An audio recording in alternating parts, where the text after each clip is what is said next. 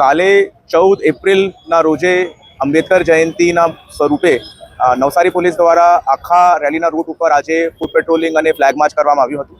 શરૂઆતી વિજલપુર પોલીસ ચોકીથી લઈને આ બાબા સાહેબની મૂર્તિ સુધીનું આખું રૂટ જો છે તે ફૂટ પેટ્રોલિંગ કરીને પોલીસની તમામ ટીમ દ્વારા સ્ટેટિક બંદોબસ્ત, મૂવિંગ બંદોબસ્ત, અમારા આ બંદોબસ્તની તૈયારીના ભાગરૂપે આજે આ ફૂટ પેટ્રોલિંગ યોજવામાં આવ્યું.